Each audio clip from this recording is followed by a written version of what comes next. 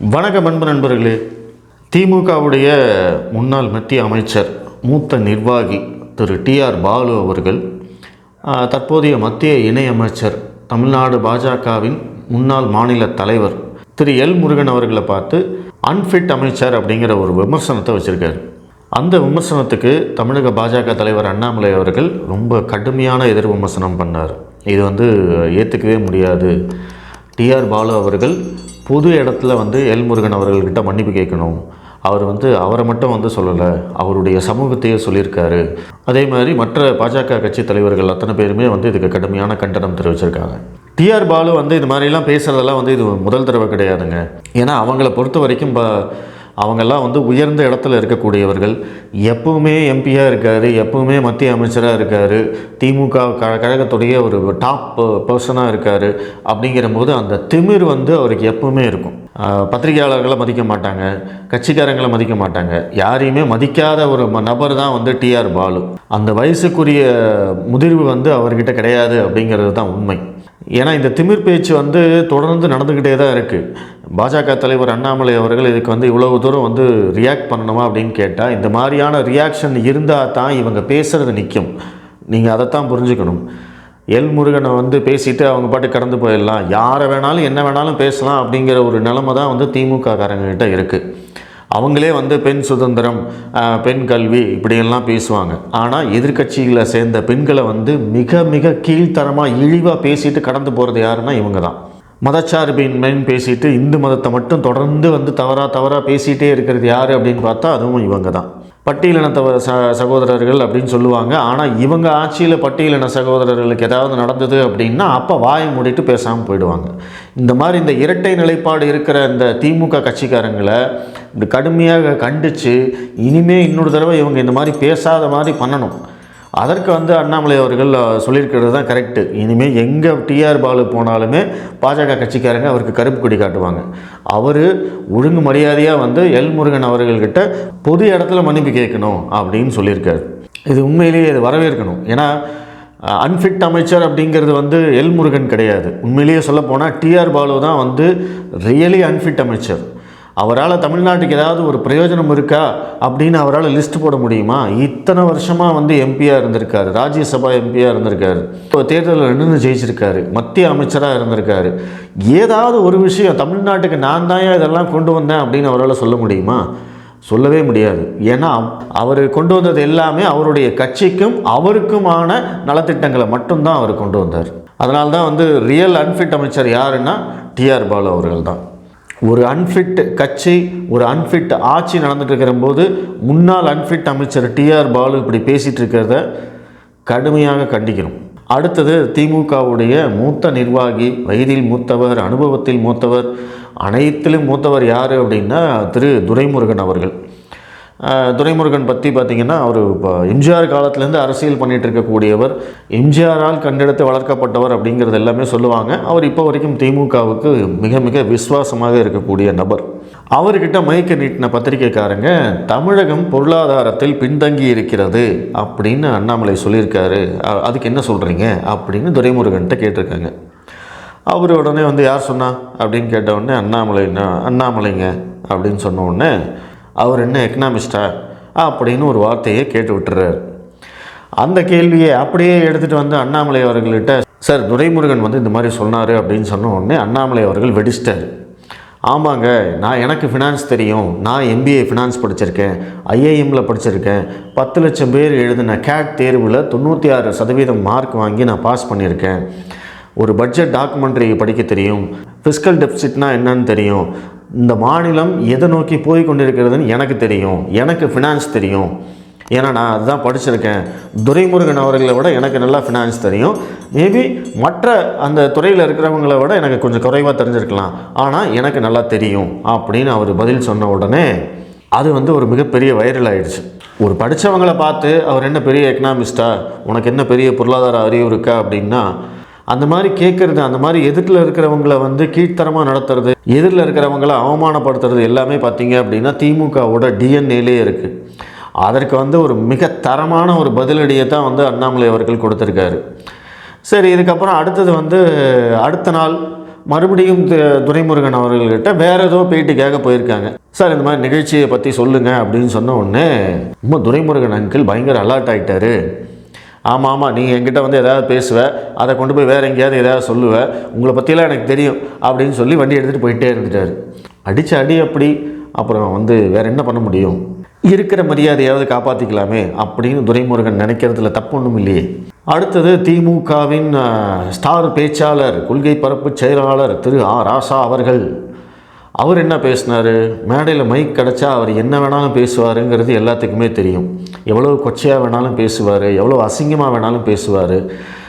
அதுக்கெல்லாம் வந்து கவலைப்படுற ஆளே கிடையாது. ஏன்னா அசிங்கமாக தான் பேசணும் அப்படின்னு அவர் சொல்லுவார்.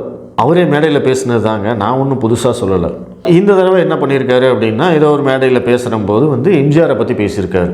திமுக காரங்களுடைய ஒரே நோக்கம் என்ன? கலைஞர் அப்படியே உயர்த்தி பேசுவாங்க, அவர் மாதிரி இல்லை அப்படிம்பாங்க. அவரை எதிர்த்து அரசியல் செஞ்ச அத்தனை பேரையும் பார்த்தீங்கன்னா தாழ்த்தி அவமானப்படுத்தி பேசுகிறது தான் வந்து திமுகவுடைய பழக்கம்.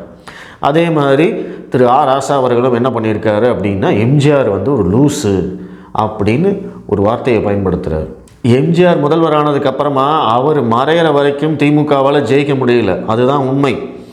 ஆனால் என்னமோ அதெல்லாம் மறந்துட்டு வந்து எம்ஜிஆர் மேலே மக்களுடைய நம்பிக்கை இருந்தது. எம்ஜிஆர் போனதுக்கப்புறமா தான் சரி வேறு யாரும் இல்லையே அப்படிங்கிறதுக்காக தான் திமுகவுக்கு ஓட்டு போட்டாங்க. திமுகவுக்கு எப்போவுமே மக்கள் ஆதரவு நேரடியாக கொடுத்ததே கிடையாது. இவங்க என்னமோ வந்து பெருசாக கழட்டி மாட்டின மாதிரியே வந்து பேசுவாங்க, உண்மை அது கிடையாது. திமுக வந்து எப்போவுமே செகண்ட் ஹேண்ட் கட்சி தான். வேறு யாரும் இல்லையா அப்போ வந்து இவங்களை கூப்பிட்டு உட்கார வைப்பாங்க. அதனால தான் இவங்க வந்து கட்சியை உயிர் போட வச்சுருக்கிறாங்க. இப்படியாவது நம்மளுக்கு வந்து ஒரு வாய்ப்பு கிடச்சிரும் அப்படிங்கிற ஒரு நம்பிக்கையில் தான் இவங்க இருக்கிறாங்க. இவங்க என்னமோ நல்லா ஆட்சி பண்ண மாதிரியும் மிகப்பெரிய பொருள் சீர்திருத்தம் பண்ண மாதிரியும் ஒன்றுமே பண்ணது கிடையாதுங்க. திமுகலாம் வந்து வேஸ்ட்டு கட்சி. ஒரு தடவை கூட தொடர்ந்து 2வது முறையாக தேர்தலில் ஜெயிச்சதே கிடையாது. திமுக ஆட்சியை தக்க வச்சதே கிடையாது. அப்படின்னா ஒவ்வொரு தடவையும் எப்படியெல்லாம் ஆட்சி பண்ணியிருப்பாங்க அப்படிங்கிறது மக்கள் இது பண்ணிக்கே விட்டுறாங்க.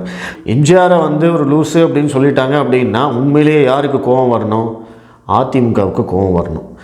அண்ணாமலை அவர்கள் ஒரு பத்திரிகை பேட்டியில் முன்னாள் முதல்வர் ஜெயலலிதா அவர்களும் குற்றவாளி தான், முன்னாள் முதல்வர்களும் தண்டிக்கப்பட்டிருக்கிறார்கள் அப்படின்னு சொன்னதுக்கு அப்படி குதிச்சாங்க.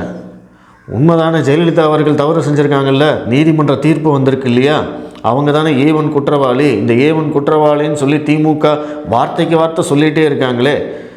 அப்போ அதை வந்து அண்ணாமலை மட்டும் சொல்லக்கூடாது. அண்ணாமலை சொன்னதுக்காக வந்து எப்படி எங்கள் தலைவியை வந்து நீ இப்படி பேசலாம், குற்றவாளின்னு எப்படி சொல்லலாம் அப்படின்லாம் வந்து எகிரி குதித்து அண்ணாமலையை திட்டி எல்லாம் பர்ஃபார்மன்ஸ் பண்ணாங்க இல்லையா. ராசா எம்ஜிஆர் லூசுன்னு திட்டி ஒரு வாரம் ஆக போகுது. அதுக்கு ஏதாவது ரெஸ்பான்ஸ் பண்ணியிருக்காங்களே அவங்க? அண்ணாமலையை திட்டுறதுக்கு மட்டும் KP முனுசாமி, ஜெயக்குமார், திண்டுக்கல் சீனிவாசன், எடப்பாடி பழனிசாமி, அல்லக்கைகள் நொல்லக்கைகள் எல்லாரும் வந்து பேசுகிறாங்க இல்லையா. ஏன் ராசாவை பற்றி பேசுகிறது? ராசா பேசி ஒரு வாரம் ஆச்சு. அவரை கண்டித்து ஆர்ப்பாட்டம் எப்போ அறிவிச்சிருக்காங்க தெரியுமா? 9ஆம் தேதி. இன்னும் 2 நாள் இருக்குது. எவ்வளோ ஸ்பீடாக வேலை பார்க்குறாரு எடப்பாடி பழனிசாமி. பங்காளிங்க என்ன வேணாலும் திட்டலாம், அதை வாங்கிக்குவீங்க. ஆனால் அண்ணாமலையை திட்டக்கூடாது, அண்ணாமலையை பேசக்கூடாது. உங்களுடைய நாடகத்தை எல்லாம் மக்கள் பார்த்துட்டு தான் இருக்காங்க. உண்மையிலேயே வந்து உங்களுக்கு அதிமுக மேலேயும் உண்மையிலேயே எம்ஜிஆர் மேலேயும் உண்மையிலேயே ஜெயலலிதா மேலேயும் உங்களுக்கு அக்கறை இருந்தது அப்படின்னா இந்நேரம் வந்து ராசாவை வந்து மன்னிப்பு கேட்க வச்சுருக்க வேண்டாமா? 1 கோடி தொண்டர்கள் இருக்காங்க, இந்த மதுரையில் அவ்வளோ கூட்டம் கூடிச்சு பார்த்தீங்கல்ல அப்படின்லாம் வந்து பீத்திக்கிறீங்கல்ல.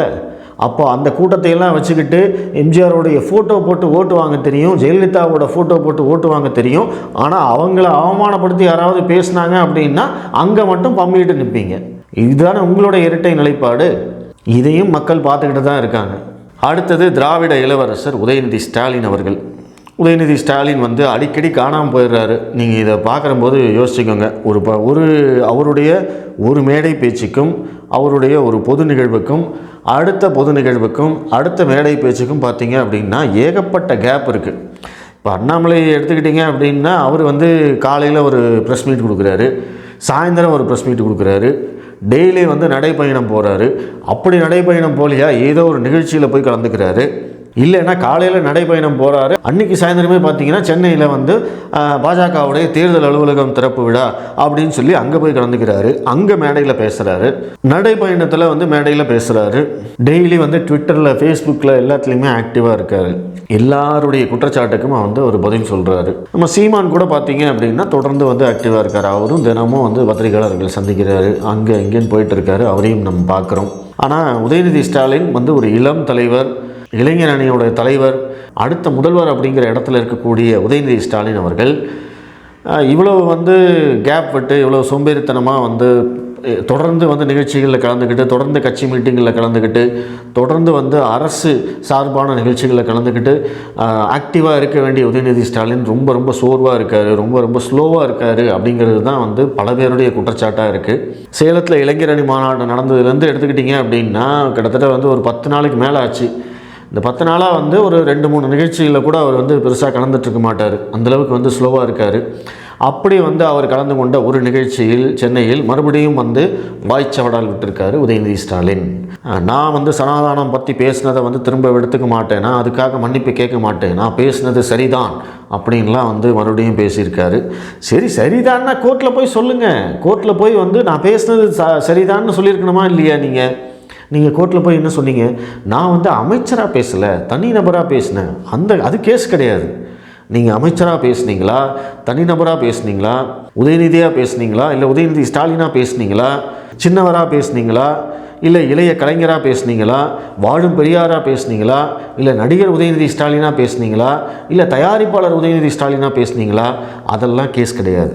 சனாதானத்தை ஒழிப்போம் அப்படின்னு நீங்கள் பேசுனது உண்மை, அது சரி அப்படின்னா கோர்ட்டில் போய் என்ன சொல்லியிருக்கணும்?